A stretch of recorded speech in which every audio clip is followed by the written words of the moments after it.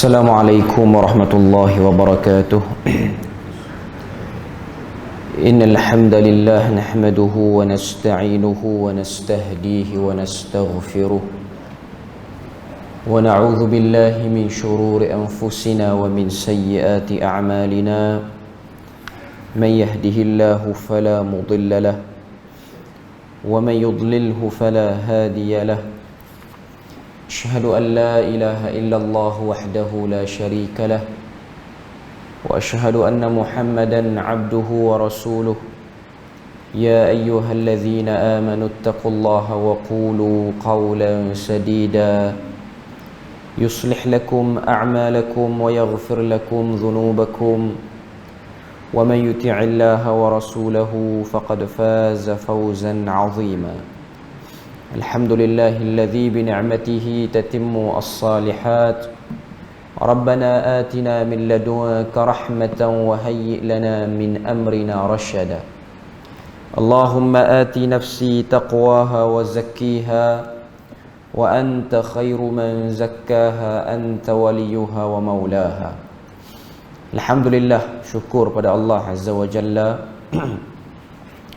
kerana dengan rahmat dan juga limpah kurnia Allah Ta'ala berikan dapat kita sama-sama pada tengah hari ini dalam durus Ramadan. Dan insya-Allah sambungan kita daripada hadis-hadis dalam Kitabur Raqaiq daripada Sahih Al-Bukhari karangan Al-Imam Al-Bukhari rahimahullahu ta'ala, yang mana hari ini insya-Allah kita akan dengarkan satu hadis.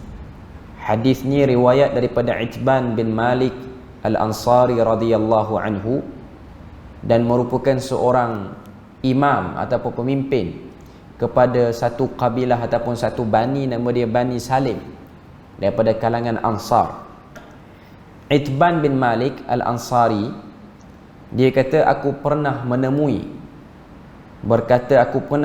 Rasulullah sallallahu alaihi wasallam. Nabi bertemu dengan dia pada pagi hari dan Nabi sebut pada dia satu hadis. Apa yang Nabi kata? Nabi kata lan yuwafiya 'abdun yaumal qiyamati yaqulu la ilaha illallah yabtaghi bihi wajha Allah illa harramallahu alaihi an-nar. Maksud hadis ni daripada Itban bin Malik Al-Ansari. Dia kata satu hari pada waktu pagi Nabi datang bertemu dengan aku. Nabi datang bertemu dengan aku dan Nabi sebut kataan ni. Nabi kata lan yuwafiya 'abdun yaumal qiyamah. Tidak akan pernah merasa cukup pada hari kiamat nanti yaqulu la ilaha illallah, seorang hamba yang mengucapkan la ilaha illallah yabtaghi bihi wajhallah. Dalam keadaan diucapkan tu dia mengharapkan keredaan Allah Azza wa Jalla, illa harramallahu alaihin nar, melainkan Allah Ta'ala akan mengharamkan dia, menjauhkan dia daripada api neraka. Daripada hadis ni, apa yang Nabi ingin sampaikan kepada Itban bin Malik Al-Ansari, iaitu Nabi nak beritahu dan nak sampaikan kepada kita semua dan juga kepada sahabat yang mendengarkan hadis ni tentang kebesaran kalimah tayyibah ataupun kita sebut sebagai la ilaha illallah, ataupun nama lain kita panggil sebagai tahlil. Tahlil ni maksudnya ialah menyebut la ilaha illallah. Daripada lafaz ini sahaja Allah Azza wa Jalla akan meredai hambanya, lalu menatijahkan kepada orang yang sebut ni dia akan dapat syurga. Ayat dalam Al-Quran surah Al-An'am ayat 106, Allah Ta'ala kata ittabi' ma uhiya ilaika min rabbik, ikutlah apa yang telah diwahyukan kepadamu daripada Tuhanmu, la ilaha illahu, tiada Tuhan yang berhak disembah melainkannya, wa a'rid 'anil musyrikin, dan berpalinglah daripada orang-orang musyrik. Ayat 106 daripada surah Al-An'am cerita pada kita tentang besarnya kalimah tauhid ataupun kalimah la ilaha illallah. Apa maksud kalimah la ilaha illallah? Para ulama sebut perkataan la ilaha illallah, la yang pertama itu bermaksud tiada ataupun tidak. Dalam bahasa Arab dipanggil la an-nafiyah. Tiada yang bermaksud penafian. Para ulama menafsirkan perkataan la ilaha illallah maksudnya la ma'budu bihaqqin illallah. Tidak ada sesuatu yang berhak disembah. Sebab tu kita kena perhati pada perkataan ilah.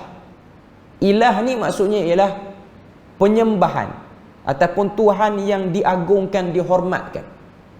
Dia ada dua bab tentang isu ketuhanan ni, mengiktiraf Rabbnya Allah Ta'ala itu dan mengiktiraf ilahnya Allah Ta'ala itu. Okay. Apa maksud dua ni? Mengiktiraf Allah Ta'ala itu sebagai Rabb. Rabb dalam bahasa Arab bermaksud pemelihara, penjaga, pentadbir, pengatur segala sesuatu dan juga pencipta. Allah Ta'ala cipta kita, Allah Ta'ala jadikan ada siang dan malam, Allah Ta'ala jadikan peredaran matahari dan bulan, Allah Ta'ala yang menggerakkan segala haiwan yang bernyawa, segala makhluk yang bernyawa. Itu bermaksud Tuhan itu Rabb, pencipta ataupun yang mencorakkan keadaan suasana yang kita hidup. Okay. Itu bahagian pertama daripada bab ketuhanan. Okay. Yang ni kalau kita tengok diiktiraf hatta oleh golongan musyrikin pada waktu tu. Berdasarkan dalil dalam Al-Quran cukup banyak. Allah Ta'ala sebut wala in sa'altahum man khalaqas samawati wal ard. Wahai Muhammad, kalau kamu tanya kepada musyrikin, orang-orang musyrikin Mekah ni, man khalaqas samawati wal ard, siapa yang duk cipta langit dan bumi ni? Fasayaquluna Allah, mereka akan menjawab yang cipta langit dan bumi ini ialah Allah. Mereka iktiraf Allah Ta'ala pencipta. Cuma mereka telah wujudkan bagi Allah Ta'ala itu adanya, kita panggil istilah kita, Tuhan-Tuhan kecil ataupun perantaraan-perantaraan yang akan membawa doa-doa dan hajat kita. Yang ni dia panggil ilah. Allah Ta'ala juga tidak reda sekiranya kita mewujudkan perantaraan antara kita dengan dia dalam bab doa, dalam bab susah senang kehidupan kita, masalah hajat, penghormatan ataupun pengabdian. Itu semua ialah layak kepada Allah Azza wa Jalla sahaja, tidak layak kepada benda yang lain. Okay. Jadi nak sebut pada kita sini, berdasarkan hadis Itban bin Malik tadi, orang yang hidup atas dunia ni, dia jelas pada kalimah la ilaha illallah, maka dia akan jelas pada semua tindak tanduknya, termasuk ibadat yang khusus ataupun ibadat yang tidak secara langsung. Ibadat yang khusus ni macam yang duk kita buat ni, salat, puasa ni, ibadat khusus yang memang Tuhan sebut tata cara perilaku dia dalam Al-Quran dan juga dalam hadis. Dan di sana ada ibadah-ibadah yang kalau kita perbetulkan niat, dia jadi ibadah. Muamalat, kita berhubung dengan manusia seharian, kita bekerja seharian di pejabat ataupun di mana-mana tempat pekerjaan, kalau kita salurkan pada niat yang betul, maka dia akan menjadi ibadah dan menjadi nilai amal yang saleh. Sebab tu kalau kita tengok dalam hadis yang diriwayatkan oleh At-Tabarani daripada Abdullah bin Umar radhiyallahu anhuma, yang mana kata Abdullah bin Umar, satu hari datang seorang lelaki tanya pada Nabi satu soalan. Tanya pada Nabi satu soalan. Apa soalan dia? Man ahabbun nasi ilallah. Siapa orang yang paling Tuhan suka? Paling Tuhan sayang, orang jenis macam mana? Siapa tu bukan dia nak nama, tapi dia nak sifat. Sifatkan pada aku apa yang orang tu buat, Tuhan akan suka. Lelaki tu tanya. Kita boleh tengok soalan para sahabat ni, tidaklah sahabat dia tanya soalan melainkan soalan yang bermanfaat. Manfaat kepada si penanya, manfaat kepada kita sampai hari ni yang duk baca hadis ni. Hadis riwayat At-Tabarani. Nabi pun kata, Nabi pun jawab. Nabi kata ahabbun nasi ilallahi anfa'uhum linnas. Yang paling Tuhan sayang, yang paling Tuhan suka ialah orang yang memberi manfaat kepada orang lain. Nanti saya akan kaitkan dengan hadis yang kita baca daripada Itban bin Malik. Kemudian Nabi sebut lagi, wa ahabbul a'mali ilallah sururun tudkhiluhu ala muslim. Dan sebaik-baik perbuatan yang Tuhan suka, ialah orang yang memasukkan kegembiraan ke dalam hati Muslim yang lain. Maknanya dia hidup atas dunia, dia tak buat masalah, dia bukan seorang yang making trouble dalam masyarakat, tapi dia yang menjadi pemudah, penyenang kepada orang, memasukkan perasaan gembira dalam hati orang yang lain ataupun orang ramai. Itu yang Nabi senaraikan. Yang kedua, Nabi kata au takshifu anhu kurbah, ataupun orang yang suka menghapuskan satu masalah daripada orang ramai. Orang ada masalah, dia yang fikir, ambil tanggungjawab untuk fikir. Au taqdiya anhu dainan, ataupun orang yang dia dengar orang berhutang, dia fikir macam mana nak bantu orang tu untuk lunaskan hutang dia. Au tutradu anhu jaw'an, ataupun orang yang fikir macam mana untuk menghilangkan rasa lapar orang lain. Yang Nabi duk senarai ni, Nabi tak sebut pun ibadah khususi, maknanya ibadah yang berbentuk solat ke, puasa ke, zakat ke, zikir ke, baca Quran. Yang Nabi duk sebut ni ialah ibadat yang berbentuk hubungan kita dengan manusia lain, orang ramai.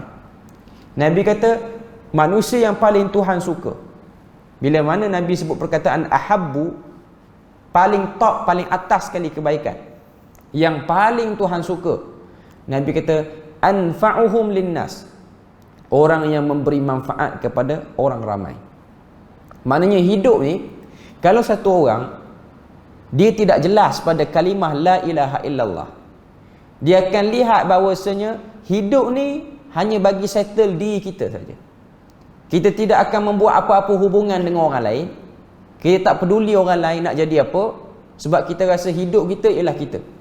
Tapi agama ini mengajar kita di atas nama la ilaha illallah, bahkan lebih daripada tu lagi, untuk kita peduli kepada makhluk Tuhan. Sebab suruhan buat baik pada makhluk-makhluk Tuhan ni pun ialah bab pengabdian. Bab pengabdian. Okay. Sebab itulah di akhir 10 Ramadan ni, kalau kita tengok orang dia tak fokus ke masjid, dia fokus ke tempat lain, dia taklah datang qiyam, dia pun taklah datang bangun tahajud, setengah masjid ada yang buat tahajud. Okay. Kita nampak dia di medan lain, mungkin dia duduk di pasar, mungkin dia duduk di tempat-tempat lain. Ada orang dia dah pandang serong pada orang seperti ini. Sebenarnya kalau tengok, ada sebahagian orang yang lapangan dia agak sibuk, tapi kerja yang dia buat tu ialah memudahkan urusan orang. Kadang-kadang keadaan ataupun perihal orang yang macam ni lebih baik daripada kadang-kadang orang yang berada di masjid. Cuma nak sebut, hadis ni nak bagi tahu, seimbangkan hubungan kamu secara individu dengan Tuhan, hubungan kamu secara bermasyarakat dengan orang ramai pun kena peduli. Sebab tu ibadah ialah satu benda yang luas. Ibadah itu ialah sejauh mana satu orang itu merealisasikan kefahaman tentang isu ilah. Aku sedang buat baik ataupun aku sedang berurusan, aku kerja sekarang ni dalam ruang lingkup ibadah. Aku berjual, beli, berniaga apa semua, bantu orang hantar makanan rumah orang ke, kerja kebajikan ke apa semua, itu ialah bergantung kepada sejauh mana orang itu dia realisasikan ilah, konsep ilah dalam pengabdian dia kepada Allah Azza wa Jalla. Sebab tu Nabi senaraikan benda-benda ni. Nabi kata orang yang beri manfaat pada orang, wa ahabbul a'mali ilallah, dan sebaik-baik amalan yang Tuhan suka, orang yang masukkan kegembiraan ke dalam hati orang yang lain. Walaupun sebahagian orang dia rasa, saya bukan nak kempen ataupun nak kata benda ni betul, melampau pun salah. Sebahagian orang dia kata apa, dekat akhir Ramadan ni ada sibuk nak pergi beli baju apa semua. Okay. Kena tengok keadaan orang. Sebab tu kita manusia ni, kalau kita jahil tentang perilaku orang, keadaan orang, kita tak boleh bercakap. Ada orang dia nampak macam orang yang pergi beli baju. Sebahagian orang, pendapatan kita tak sama. Ada orang akhir-akhir ni baru dia dapat duit. Akhir-akhir ni lah baru dia nak penuhkan permintaan anak dia, isteri dia. Memenuhkan permintaan anak dan isteri, itu pun ibadah hakikatnya. Dia bukan hanya berada di masjid. Sebab tu kalau tengok orang yang pergi beli barang, dia nak gembirakan hati isteri dia dan anak dia, dan itu ibadah. Cuma kadang-kadang kita terasa kita terlebih pahala pada dia sebab kita lama duduk masjid, tapi kita kritik orang pun banyak. Kadang-kadang pahala kita yang atas masjid ni hilang, kita bagi pada orang yang di luar masjid banyak. Ini benda yang kita kena sedar. Maknanya di 10 akhir Ramadan ini fokus pada ibadah masing-masing, dan tak perlulah nak kata orang ni tak fokus pada masjid. Sebab medan ibadah pada 10 akhir Ramadan ia luas. Ia bukan hanya di sini, dia bukan juga orang kata apa di tempat yang luar, tapi setiap orang dia fikir macam mana dia nak create perbuatan dia, jadikan urusan harian dia tu urusan yang ada nilai ibadah. Itu benda yang dia kena tahu. Cuma dia akan berbalik kepada apa yang dah disebutkan oleh Itban bin Malik Al-Ansari tadi. Nabi kata lan yuwafiya 'abdun yaumal qiyamah yaqulu la ilaha illallah yabtaghi bihi wajh Allah. Tidak akan merasa cukup pada hari kiamat nanti seorang hamba yang sebut la ilaha illallah dalam keadaan mengharapkan redha Allah Azza wa Jalla, kecuali Allah Ta'ala akan haramkan dia, jauhkan dia daripada api neraka. Jadi pada 10 akhir Ramadan ni kita fokus pada ibadah masing-masing. Dan setiap ibadah itu dia bukan terhad pada perilaku tertentu saja. Ibadah itu luas. Ibadah itu benda yang luas. Cuma dia adalah bahagian ibadah khusus, ibadah yang tak khusus. Cuma kita la yata'ajjab, tidak merasa ujub, tidak merasa hebat dengan ibadah yang kita buat. Sebab waktu terakhir kita ni, dalam minggu terakhir, hari ni pun dah 23 Ramadan, kita ada dalam lebih kurang seminggu lagi. Inilah waktu untuk kita merasakan amalan kita ni perlu dipertingkatkan. Bukan kita merasakan kita yang paling terbaik di akhir ni. Sebab tipu daya syaitan ataupun hawa nafsu masih lagi kuat walaupun kita berada di akhir Ramadan. Kita jangan ingat kita dah melalui lebih pada 15 hari ke atas, kita sudah pasti berjaya. Tapi nak sebut pada kita, kadang-kadang di peringkat akhir ini ada cubaan-cubaan yang merosakkan. Sama ada orang tu rosak kerana lalai amalan dia luar pada masjid. Bahkan orang yang berada di masjid pun syaitan ataupun bisikan jahat masih lagi cuba dan berusaha untuk merosakkan amal kebaikan. Cuma yang pasti, satu orang tu bila mana dia buat baik, yang tahu hanya diri dia dengan Allah Azza wa Jalla, dan dia mengharapkan kebaikan itu daripada Allah Azza wa Jalla. Dan satu benda yang kita kena tahu, bila mana kita buat sesuatu, imma kita buat ibadah secara langsung ataupun tak langsung, untuk mendapatkan keredaan manusia, ianya satu benda yang mustahil. Sebab tu kata Imam Malik, kata Imam Asy-Syafi'i, ridhan nas ghayatun la tudrik. Nak cari puas hatinya manusia ni satu benda yang tak akan dapat kita kejar dalam hidup kita. Apa saja kita buat, akan ada orang tak puas hati, akan ada orang yang okey, akan ada orang yang tak peduli. Itu benda yang kita akan lalui dalam hidup kita. Jadi itulah sedikit sebanyak perkongsian kita. Yang penting, tahqiqkan, benarkan kalimah la ilaha illallah dalam hati. Allah Ta'ala lah yang akan menilai segala amal kebaikan yang kita buat. Bukan mata manusia, bukan kecenderungan hati manusia, tapi Allah Ta'ala yang menilai. Setakat tu saja. Moga Allah Ta'ala beri rahmat dan berkat. Subhanakallahumma wa bihamdik, asyhadu an la ilaha illa anta wa astaghfiruka wa atubu ilaik. Wassalamualaikum warahmatullahi wabarakatuh.